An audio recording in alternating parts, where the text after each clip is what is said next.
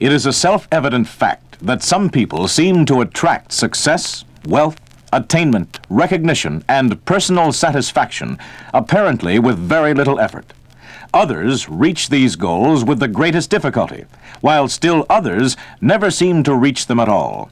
What is the difference? It can't be physical, and it's a proved fact that such ability isn't inherited. Obviously, then, the power, the capacity, the developed skill to achieve outstanding success must come from within the people themselves.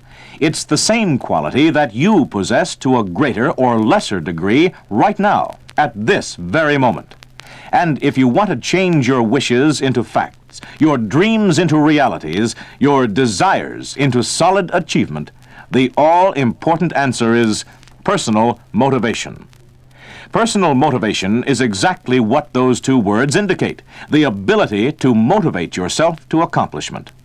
Personal motivation means the development of inner strength, conscious willpower, overwhelming desire, and the determination to reach any goal you, personally, want to achieve. No matter who you are or what your age may be, if you want to achieve permanent, sustaining success, the motivation that will drive you toward that goal must come from within. It must be personal, deep-rooted, and a part of your innermost thoughts. All other motivation, the excitement of a crowd, the stimulation of a pep talk, the exhilaration of a passing circumstance, is external and temporary. It will not last. Personal motivation is based on the scientific principle that each of us is, in fact, the end result of what we think. The only practical world is that which is within ourselves, the world in which we develop personal courage, enthusiasm, skill, confidence, and belief in our own abilities. It's here that we sharpen our intelligence to motivate ourselves and to make goals tangible realities. Scientific research attests to the fact that the average adult man or woman makes use of only 25 to 30% of his total mental capacity. Consequently, 70 or 75% of the average person's brain remains idle and unproductive. And since all growth and progress comes from within, there is practically no limit to what a personally motivated man can accomplish. How do you motivate yourself? Where do you begin? First, by a frank and honest self-appraisal at this very moment. Ask yourself these questions. Where do I stand now? Evaluate your strengths and your weaknesses, your assets and liabilities. Put the answers down in black and white, exactly where you stand now.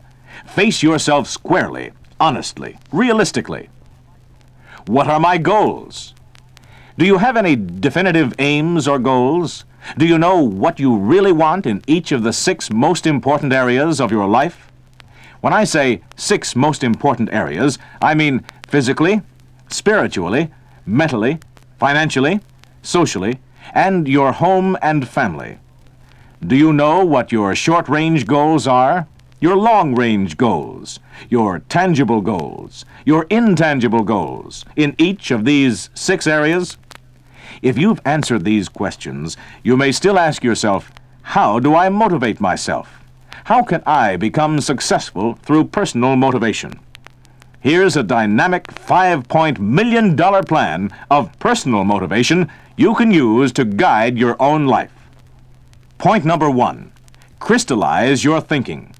Determine what specific goals you want to achieve, short range, long range, tangible and intangible. Then write this information down in black and white. Writing crystallizes thought, and thought motivates action. Be specific about your goals. Don't generalize or use vague terms. Use vivid imagining. Picturize. We must develop the faculty of seeing with our mind's eye, seeing concisely exactly what we imagine, what we want. There is a universal law. We tend to draw to ourselves that which we set out from ourselves. No man can attract to himself what his thought repels.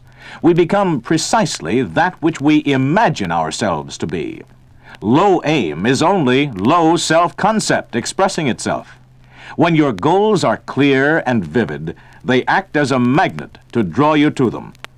Goal setting is the most important positive action of your life. When you've written this down, dedicate yourself to its attainment with honest zeal and singleness of purpose, with unswerving one-trackmanship. When you set definite goals, you're forming your own personal plan of action that will put theory into practice, turn knowledge into know-how, and thought into action. A plan of action discourages procrastination and creates within you an inspirational discontent. It will motivate you to a greater utilization of your full potential. A plan of action, when you personalize it, enables you to sense the limitless power of your own talents, abilities, and capacity to change. It provides the means for you to emerge from hindering circumstances that have heretofore stopped you and to establish a personal success direction. Point number 2. Develop a plan for achieving your goal and a deadline for its attainment. This detailed plan is the roadmap, the design, the time template that will guide you to your goal. The plan must necessarily list the obstacles and roadblocks between where you are now and where you want to go, and also how you intend to get around them, through them, or over them. Be frank with yourself. Remember your strengths and your weaknesses, your assets and liabilities. Write them down, just as you did with your goals. Also, you need to write down very clearly your way around the obstacles and roadblocks. Another important point in this part of the plan is pinpointing the talents and skills you now possess and how you intend to improve them. Also, a specific schedule of time organization, a detailed outline of the progress you intend to make. Put down every step and move, day by day, week by week, month by month. You'll need them to check on the progress you're making. Develop a positive attitude of, I will not be denied. Such determination will not eliminate all of your problems, but it will give you an attitude of stick-to-itiveness and perseverance, and you will create the success you're striving for. With this kind of attitude, you'll be thankful for problems because you can turn them into procedures and proceed to the next step of your journey. Point number 3. Develop a sincere desire for the things you want in life. A burning desire is the greatest motivator of every human action. Unquestionably, the degree of success you achieve depends on the amount of sincere desire you have. True desire will strengthen your resolve to attain your specified goals in all 6 areas of your life, and not just those in which it's easy to progress. Desire is akin to thirst. When you've visualized exactly what you want in each area of your life, desire will add strength to your purpose. It will improve your self-image. Also at this point, you can determine the very real difference between wish and desire. You can discover the difference easily by asking yourself these 3 questions. A. What are the obstacles and roadblocks I will personally have to overcome to achieve my goals? B. What are the rewards for me personally if I attain them?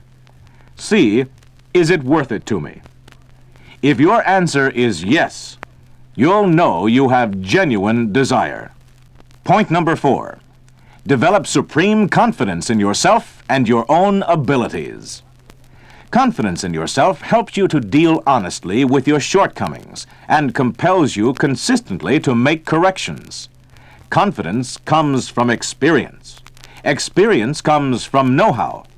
Know-how comes from having the courage to submit yourself to obstacles, situations, and circumstances that the average person shies away from. People who lack confidence, who are not goal-directed, spend an entire lifetime standing on the sidelines as passive bystanders. Confidence stimulates your creative imagination. No matter what you undertake, you will never do it until you think you can.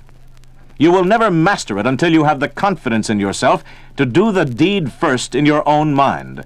It must be mentally accomplished before it can be materially accomplished. The primary element at the beginning of any enterprise, the one factor which will guarantee its success, is confidence in the beginning. that it can be done. The major difference between high achievement and failure is confidence, your self-image. This is what sells you and your ideas. It builds your success power. We either succeed at failure or succeed at success. Both of these results are outward expressions of the attitude you hold toward them. You can either think rich or think poor, abundance or lack, poverty or plenty. The choice is yours. We're all creatures of habit. When we consistently maintain success attitudes toward every situation and circumstance, we rapidly develop success habits. We make fewer mistakes. We make smaller mistakes. We make faster corrections and adjustments because we have a success consciousness and a goal-directed attitude. The degree of success which you obtain is governed solely by the amount of habitual determination you expend. Every time you say to yourself, "I can do it," and "I will do it," you are strengthening your determination. You are forming a habit of thinking which will manifest itself in action habits of success. You are constructing your determination and personally motivating yourself to success. You're forming the daily habit of sustained effort, controlled attention, and concentrated energy.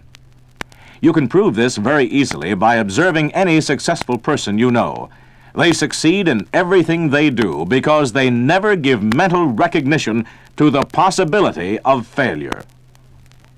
Point number 5.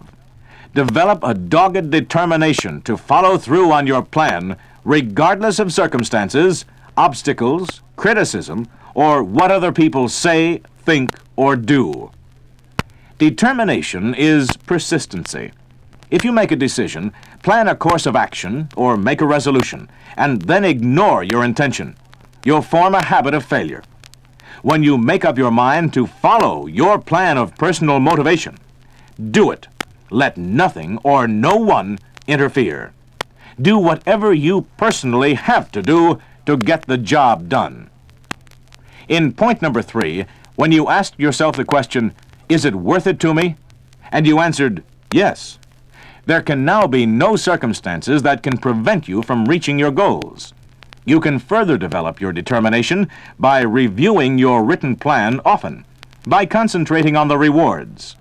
Thus, your desire and determination will stimulate a ceaseless flow of dynamic, powerful, and positive direction to keep you on course until your aims are realized. If you actually know your present strengths and weaknesses, if you definitively know what you want in each of the 6 areas of your life, know the short-range and long-range goals, the tangibles and intangibles, why is it that you do not have them now? Obviously, it's because there are some obstacles and roadblocks in your way. What are they? What is it that stands between you and the achievement of your goal? What are the ways around these roadblocks? What are you doing about it? It's easy to generalize and hope. That's little more than wishful thinking. The power of personal motivation comes through a definite, personalized plan of action and the application of that plan every day of your life. It's your attitude of mind that determines your reaction to everything you experience in life. If you develop a successful attitude toward everything you do and say, you'll create the success you're striving for. You will magnetize the condition you seek. A person who is success-minded has a success consciousness and success awareness. He lives with positive expectancy. He lives by the law of attraction. He magnetizes his condition. When you apply these 5 points in a plan for your own personal motivation, when you develop success attitudes, success habits, and have a plan of action, you'll find yourself living with positive expectancy. There is an irresistible law of force that governs every human action. It's called the law of attraction, and it operates with mathematical certainty. We attract what we think. Every negative thought has a negative result. On the other hand, positive thoughts are the bases for success attitudes and success habits which lead directly to positive expectancy in everything we do.